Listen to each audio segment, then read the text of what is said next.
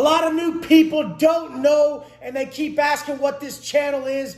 What's GP, Wes? What's GP? GP is gangbanging. GP is racial divide.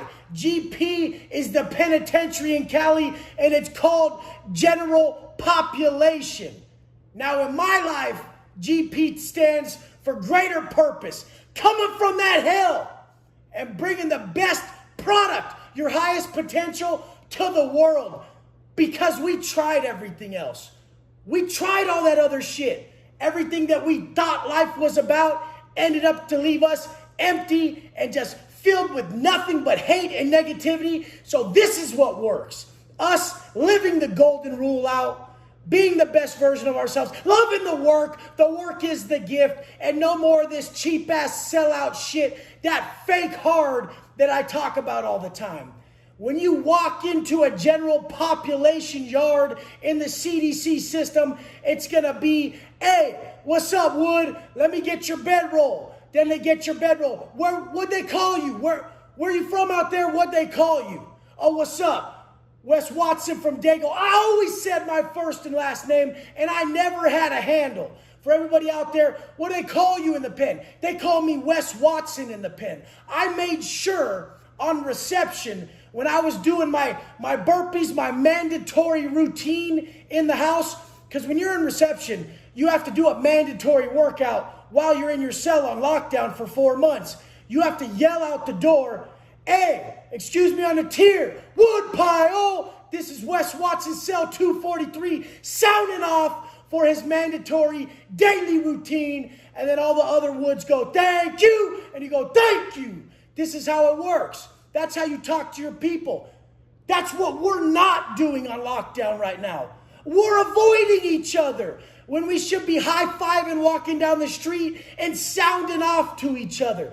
When everything's bad around you, you have to go within you to pull out all the good. Nobody can change your perspective on life but you, motherfucker. So when you walk in a general population yard, they're going to get your paperwork. And when they get your paperwork, this is going to be on reception. You're going to fish it to the other spot. Each building, each block has somebody who has the keys to that building or that block. That person's going to read your paperwork, make sure you ain't got no bad charges, you ain't a rapist, child molester, chomo, all that fucking bullshit, motherfuckers, that need to be taken out right away.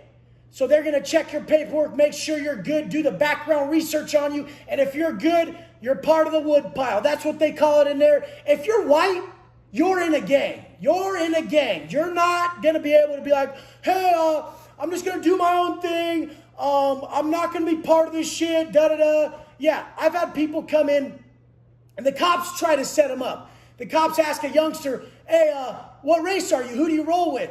And the youngster's like, I'm a Wood. And they're like, oh, shit. Then you get a gang enhancement point. You get 1 validation point for being in a security threat group, a gang. The Woodpile's a gang. The kid, right off the bat, he had no tattoos. He was 17, 18, coming in off a charge for stabbing at 17 years old, hits the line at 18 and a half, and now he already has a validation point as a validated gang member because nobody told him, just say you're white, homeboy.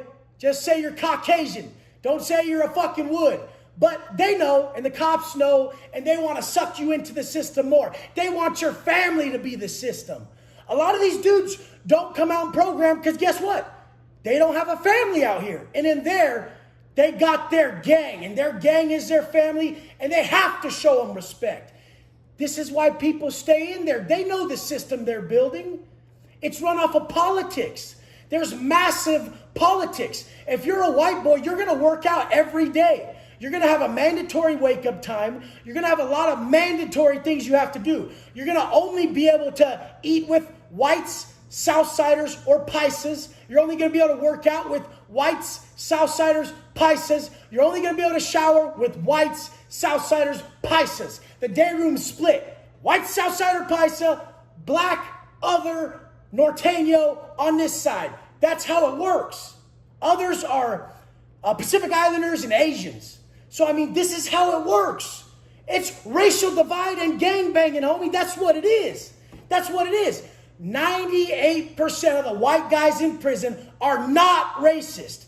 Get it through your fucking head. They're not racist. I didn't come out with not one racial tattoo because I'm not racist. Now, there's the other faction of white dudes in the pen, skinheads, that are.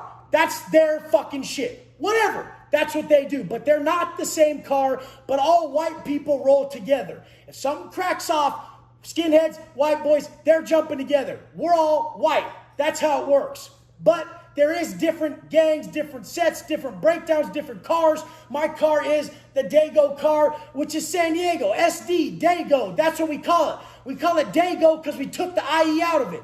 We're at war always. Not at war, but we're always fighting for territory and flexing up on IE, which is the Inland Empire, which is the other biggest car. The biggest car for Cali white boys is Inland Empire IE. So what we did, instead of calling it San Diego, we called it Dago. Took the IE out of it, homeboy. We ain't fucking with that shit. This is our shit. We ain't blasting IE on us. That's why. But in the fucking GP system, you're governed by all these rules. And you motherfuckers out here don't even want to govern yourself. You don't even want to stay militant on yourself. And you think you're bad? Oh, man. You ain't going to be able to hack it. I've got DP, got my shit handed to me. Trust me, if you ain't been preparing, you ain't gonna be able to make it. If you ain't been preparing by not using drugs, by strengthening yourself within, respecting yourself from within, loving yourself. This is all stuff I had to learn while I was in a deficit, while I was coming back about the fucking gutter. I had to learn this shit. I had to learn it and apply it while coming out the gutter. So I want you guys to start applying it now. So if anything bad happens in life, like a future crazy lockdowns, you know how to take care of yourself. You know how to take care of yourself by building that self-worth. Self-worth is instilled in you by the actions you partake in. If you want to respect yourself, your actions have to be respectable. How the fuck does a motherfucker think he's going to have disrespectful actions towards his ultimate goal and feel respected? How the fuck is a motherfucker gonna have a promise and a goal for himself the next day, not follow through, and not feel like he's broken the promise to himself and disrespect himself? Everything is way fucking easy. What everybody's calling wisdom nowadays is just a massive amount of common fucking sense. But everybody's been sold these societal standards. Oh, you gotta love yourself. It ain't all about looks. Money, it doesn't matter. All these things. Dude, answer your own answers. Have your own answers. How much does looks mean to you? Because when I looked like shit, I felt like shit. And when I chose to look better, the work I put in to look better, the sacrifices I made, they made me feel great every day. So was it actually the look or how I conducted myself on the daily that habitually constructed a real motherfucker? Now, in GP, there's only a few good yards left. Most prison yards have gone PC, S, and Y. People always wonder, hey, Wes, talk about S and Y. Why the fuck would I do that? I don't know anything about it. That's a big problem nowadays.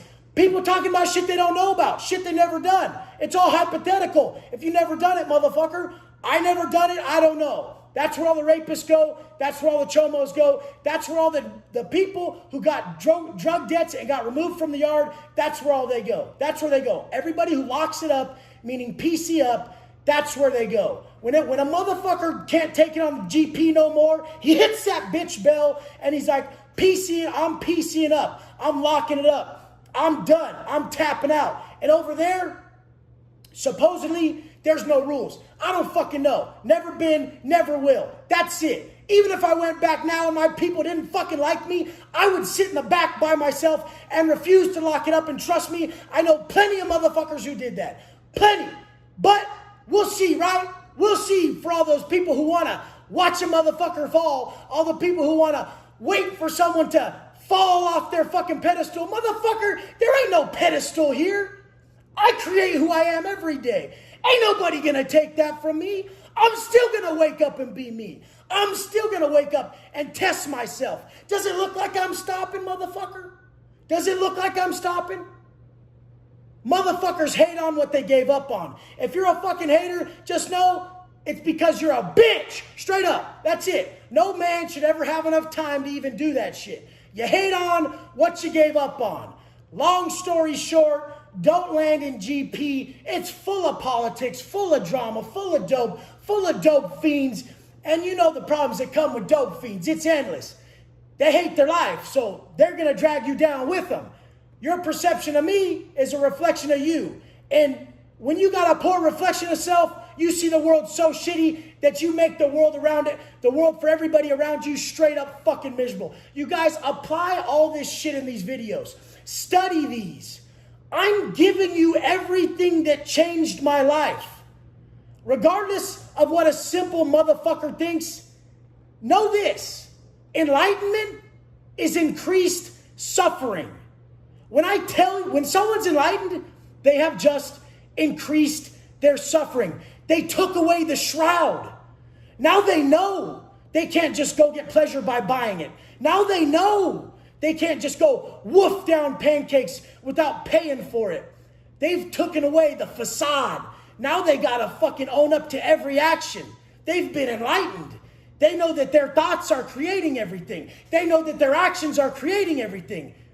Now they know a lot of pain. The person who's smartest, the person with the most wisdom, lives the most painful existence. But guess what comes from pain is pleasure, motherfucker, when you stack up those big goals and you're able to cure others of their pain by enlightening them. You guys come with me. Let's go!